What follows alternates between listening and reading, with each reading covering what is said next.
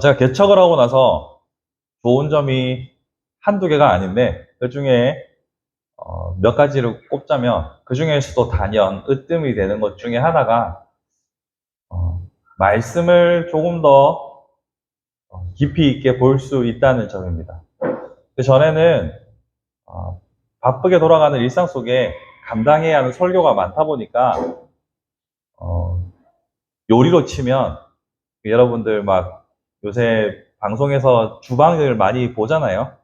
주문이 들어왔을 때, 예, 셰프 하고 막 급하게 음식을 만드는 모습들을 연상을 해보시면, 제가 그 전에는 설교를 준비할 때, 그렇게, 불맛을 내고, 막 급하게 손질한 요리들을 쏟아붓고, 볶아서 남았던 음식을 만드는 그런 셰프처럼 말씀을 준비했다면, 지금 일주일에 한 편이니까, 마치 장을 담그는, 어, 종갓집 며느리처럼 느긋하게 계속 생각하고 날씨도 보고 재료도 고르고 시간을 가지고 여유롭게 말씀을 준비한다는 점이 저에게 있어서는 좀 색다르게 말씀을 접근하게 되고 더 깊이가 있어지고 그렇게 즐거움을 주는 일이 되었습니다.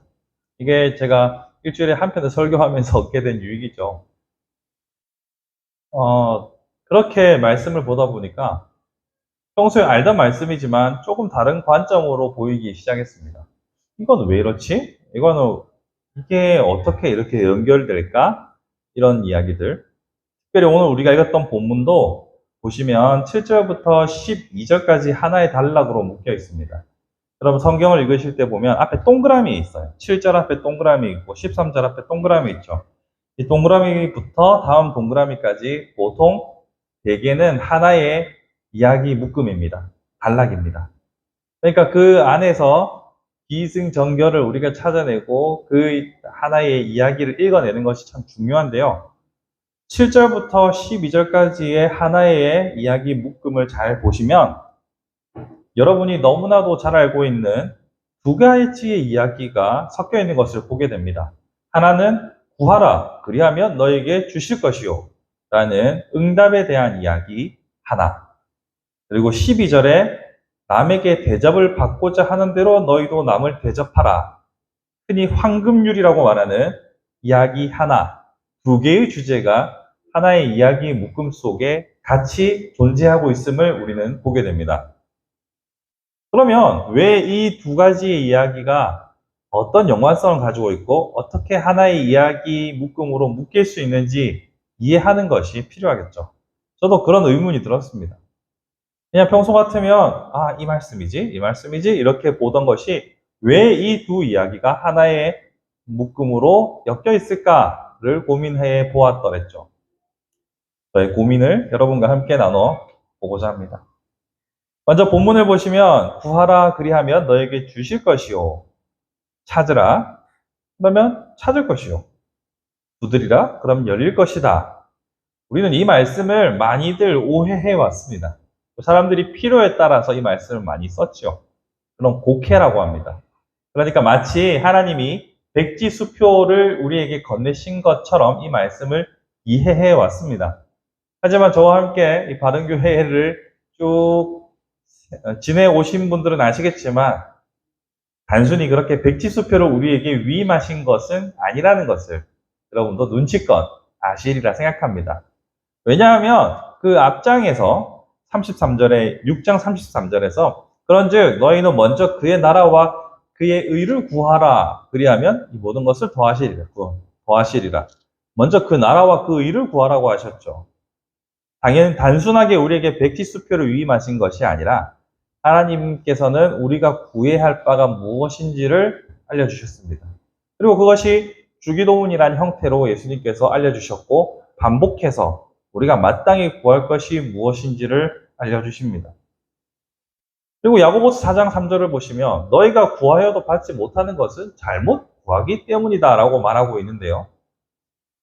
이것을 종합해보면 예수께서 말씀하시는 우리 주님께서 우리에게 가르쳐 주시는 구하는 것은 무엇을 말하는 걸까요? 이것은 본문에서 힌트를 우리에게 주고 있습니다. 11절 말씀을 보시면 너희가 악한 자라도 좋은 것으로 자식에게 줄 줄 알거든 하물며 하늘에 계신 너희 아버지께서 구하는 자에게 좋은 것으로 주지 아니하시겠느냐. 좋은 것이 바로 힌트가 됩니다. 즉 우리가 구해야 하는 것은 좋은 것이고 하나님께서 그 좋은 것을 주시기에 아낌이 없으시다라고 말하고 있으신 거죠. 여기서 좋은 것은 무엇일까요? 좋은 것. 이것은 크게 고민하지 않아도 됩니다. 바로 우리가 불렀던 찬양만 생각해 보셔도 평화는 이 세상에서 주는 것이 아니라 하나님께로부터 온다고 우리가 고백했었죠. 마찬가지로 좋은 것이라 하는 것은 바로 하나님의 은혜를 말합니다. 하나님의 은혜. 이 은혜는 바로 하나님께 주시는 선물이요.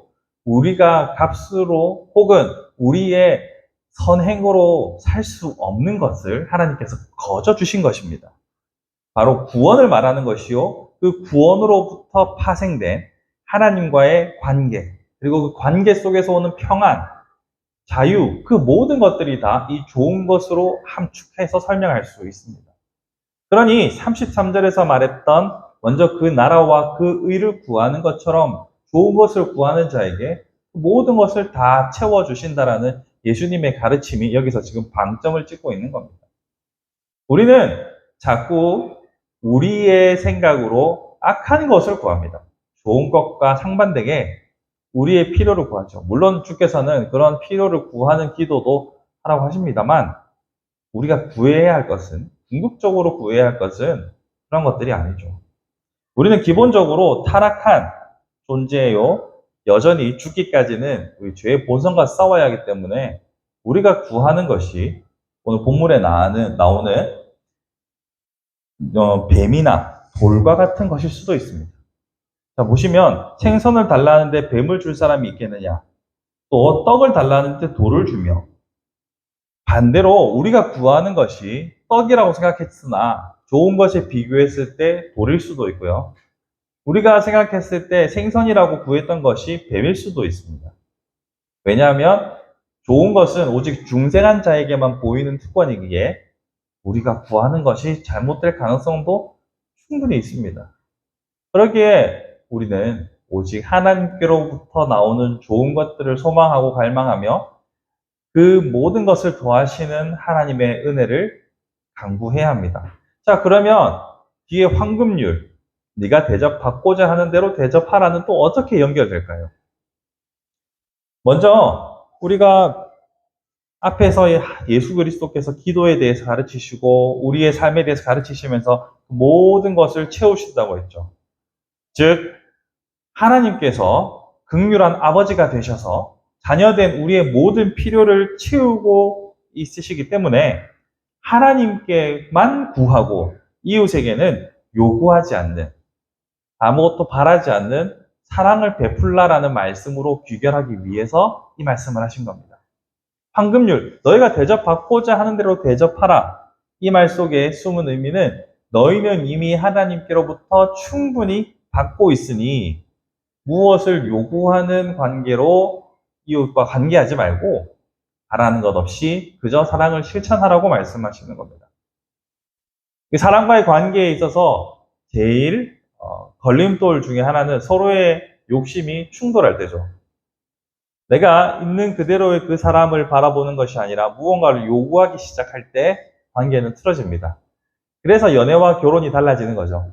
연애 때는 마냥 좋다가 결혼을 하고 나면 그때부터는 당신은 이러 해야 되고 요구하는 것들이 생기기 시작합니다. 그게 서로의 욕심이라고 하기에는 그렇고 그냥 살아온 방식이겠지만 그런 요구가 충돌할 때 갈등이 생기기 시작하는 것이죠. 다른 인간관계도 마찬가지입니다. 우리는 친구라고 부를 때 그 범위가 아주 넓어요. 하지만 그 친구가 단순히 그냥 친구가 아니라 서로의 필요에 의해서 만나고 있다면 그리고 서로의 이익을 추구하고 있는 관계라면 그 이해관계가 틀어졌을 때 반드시 멀어지게 되어 있습니다. 즉 누군가에게 무언가를 바라고 있는 상태는 언제나 관계를 무너뜨리죠. 하지만 반대로 무언가를 바라서가 아니라 그 존재 자체를 기뻐하고 서로의 필요를 채워주기 위하여 기꺼이 자신을 내어준다면 그 둘의 관계는 매우 돈독할 뿐만 아니라 창조적인 관계가 될 겁니다. 그처럼 하나님께서 당신의 모든 것을 채우고 있으니 당신은 거리낌 없이 아무것도 바라는 것 없이 이웃에게 사랑을 베풀라라고 가르쳐 주고 계시는 겁니다. 우리는 이러한 관계를 맺는 것을 어려워합니다. 쉽지가 않습니다. 목적 없이 그냥 상대방을 기뻐하는 것 참 어렵습니다. 관포지교라는 말이 있죠. 이 포숙과의 관계에 있어서 둘 사이가 어떤 무언가를 요구한 것을 우리는 알 수가 없습니다. 그 둘은 그냥 서로를 존재를 기뻐했던 것으로 저는 생각됩니다. 마찬가지로 우리는 누군가를 어떤 특정한 목적이나 이유 없이 그저 사람으로, 이웃으로 대하는 연습이 필요할지도 모르겠습니다. 어린아이들은 그게 돼요. 어린아이들은 그냥 놀이터에서 5분만 같이 있어도 그냥 친구 먹습니다. 그리고 그 상대방에게 뭔가 바라거나 요구하지 않습니다. 그냥 또래가 있음을 기뻐하고 함께 즐깁니다. 우리는 그러한 방식으로 이웃을 사랑하는 것이 참으로 어렵습니다. 그러한 사랑을 실천할 수 있는 황금률을 실천하는 사람이 되는 것, 이것이 우리가 구해야 할 기도 제목이 아닐까 생각합니다. 성경은 일관되게 우리에게 이렇게 행동하고 황금률을 실천해야 구원을 얻는다라고 말하지 않습니다. 구원은 하나님의 선물입니다. 하지만 그 선물을 받은 자라면 마땅히 이런 황금률을 실천하는 사람, 아무것도 바라는 것 없이 사랑을 베풀 수 있는 사람이 되기를 요구하고 있습니다. 이 순서를 잘 기억하시고 성경의 요구에 응답할 수 있는 사람이 되기를 꿈꿔봅시다. 성경이 우리에게 이웃을 사랑하는 것, 그것을 어떤 목적을 가지지 말고 그저 우리가 존재하는 이유가 사랑이라는 것을 기억하며 사랑을 실천할 수 있었으면 좋겠습니다. 우리가 흔히 저질렀던 과오 중에 하나가 전도하기 위하여 이웃에게 선행을 베풀었던 우리 지난 날들의 시간들이 있었습니다. 그 사람들도 느껴요. 이 사람이 나를 교회 데리고 가려고 이렇게 하는구나. 과연 그것이 오늘 본문에서 말하는 황금률의 실천이었을까요?